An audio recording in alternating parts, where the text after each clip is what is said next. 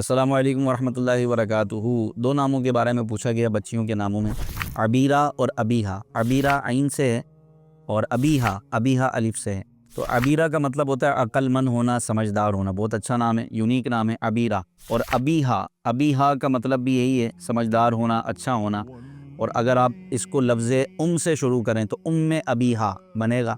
اور یہ حضرت سیدہ طیبہ طاہرہ سیدہ خاتون جنت فاطمۃ الزہرا رضی اللہ تعالی عنہا کی کنیت بن جائے گی۔ یہ آپ کی کنیت تھی، ایک پیار میں پکارے جانے والے نام کو کنیت کہا جاتا ہے۔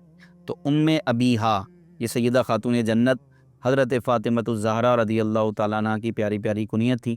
اپنے بچیوں کا نام یہ رکھیں۔ البتہ صرف ابیہا نام رکھنا یہ بھی درست ہے، اس کا مطلب ہے عقل مند ہونا اور سمجھدار ہونا۔ جبکہ عبیرہ عین سے ایک خاص قسم کی خوشبو کا نام ہے جو کہ ذہانت سے اور اچھائی سے تعبیر کیا جاتا ہے۔ تو ایک خاص خوشبو کا نام ہے عبیرہ عین سے، اور ابیہا مطلب سمجھدار، عقل مند ہونا۔ اللہ پاک ان ناموں کی برکت عطا فرمائے بچیوں کو۔ السلام علیکم ورحمۃ اللہ وبرکاتہ۔